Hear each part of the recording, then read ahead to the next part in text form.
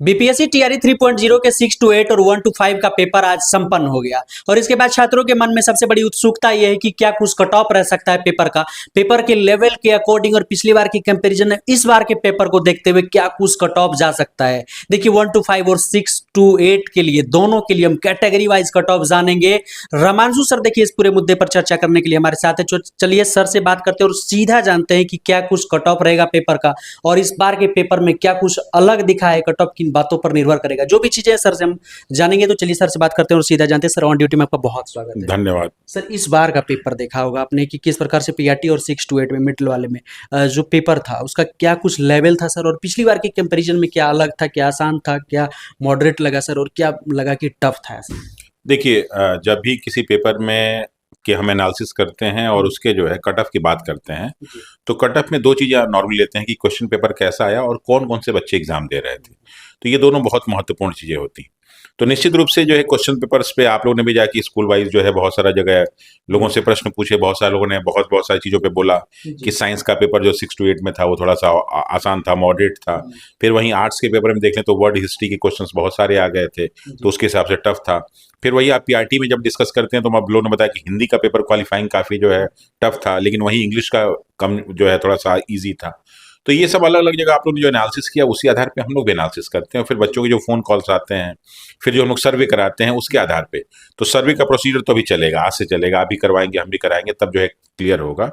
लेकिन एक इसमें सबसे महत्वपूर्ण जो बात है कि देखिए जो परीक्षा हुआ है इसके 3 बेस और हैं इन सब के अलावा। पहला तो बीपीएस कट ऑफ निर्भर कर जिस पे कट ऑफ निर्भर करता है कि एक तो बीपीएससी के चेयरमैन साहब नहीं थे, बाकी महकमे ने एग्जाम कराया। दूसरा ये एग्जाम जो है एक्सपेक्टेड नहीं था, ये एग्जाम जो है बाद में जो है सारा का सारा ये प्रोजेक्ट किया गया है, क्योंकि अगस्त वाला प्रोजेक्ट हो रहा था। ये अचानक जो है मार्च की बात हो गई। उसका मेन कारण था कि सरकार का बदलना, तो सरकार बदल गई, के पाठक साहब मुक्त हो गए, अतुल प्रसाद साहब जो है वो उनका जो है मतलब कंप्लीट हो गया टेन्योर। तो अब इन 3 लोगों की अनुपस्थिति में बीपीएससी को इतना टफ एग्जाम कराना था, और उसने क्या किया कि आनन फानन में पेपर भी बना। तो जब पेपर बना तो उसका कोई जो है माई बाप तो रहता नहीं।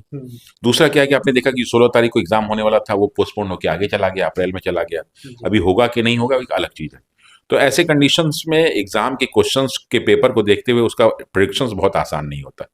फिर भी जो हम लोग प्रेडिक्शंस कर रहे हैं वो, एक तो अगर पीआरटी की बात करें तो पीआरटी में हमें लगता है आज क्या लग रहा है कि जिस प्रकार से हजारीबाग वाली भी बात सामने आई है, तो ये क्या लग रहा है सर, सच्चाई है बात में, या फिर ये अगर चीजें होती है इस प्रकार की तो ये कट ऑफ में कहीं ना कहीं आगे पीछे कुछ फेरबदल कर सकते हैं? देखिए, अभी हजारीबाग वाला इशू आया है, लगभग 300 लोग के आसपास गिरफ्तारी की बात की जा रही है, पकड़े जाने की बात की जा रही है।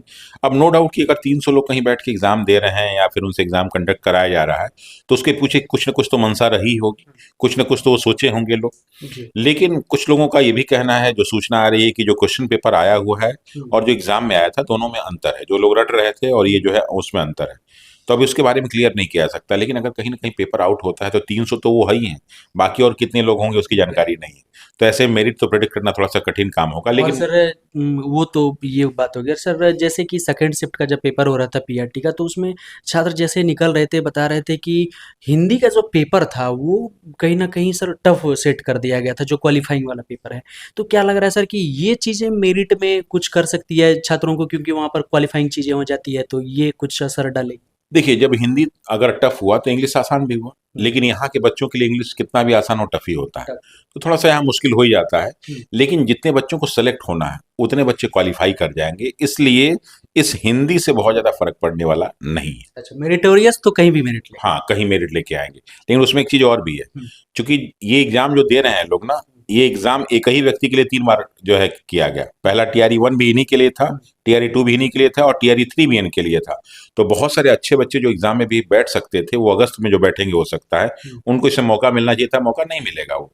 तो वो जो बच्चे हुए हैं, मतलब जो छूट गए हैं किसी कारण से, वो सारे के सारे इसमें बैठे हुए हैं। लेकिन उनके साथ ये भी हो सकता है कि उनकी तैयारी अब अच्छी हो गई हो। लड़के रिपीटेड है, वो जो पहली बार गए तो वो इससे ज्यादा मेरिट वाले, मैक्सिमम जो अच्छे मेरिट वाले निकल गए थे।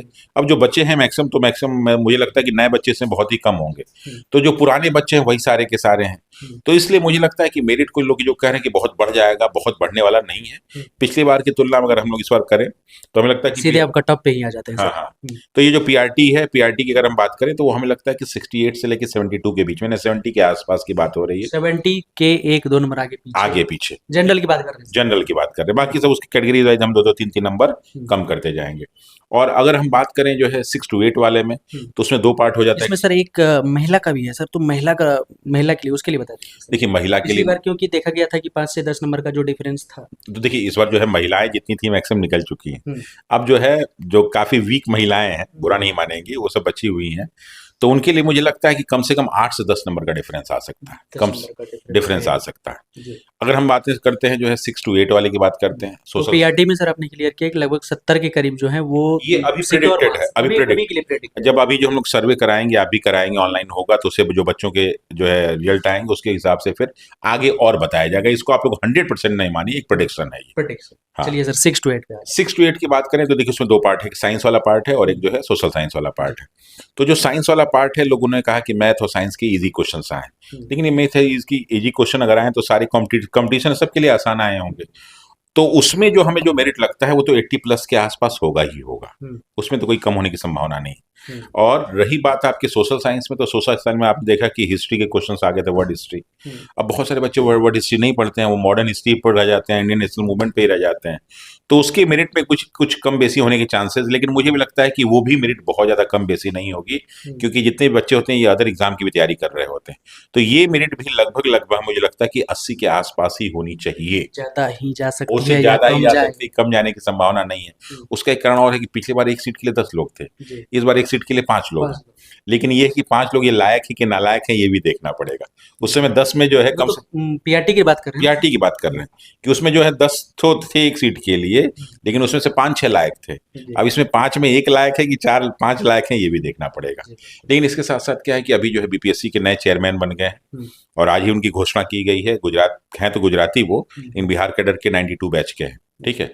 शायद उनका नाम जो है परमार रवि मनु कुमार है, और वो 3 साल के लिए बन रहे हैं।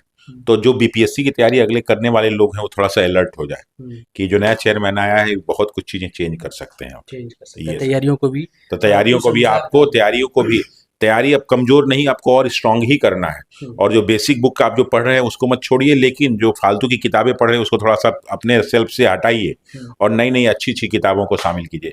एक बार हम लोग किताबों पे भी कभी बात किया जाएगा। बिल्कुल सर। कैटेगरी वाइज सर अगर बात करें तो कितने नंबर सर कहेंगे कि नीचे आ जाए? 4 नंबर, 3 नंबर, 5 नंबर, कितने? लगभग 4-4 नंबर कम करते जाइए। 4-4 नंबर कम करते जाइए। कम कर दिया। कम करते बहुत धन्यवाद सर। ओके।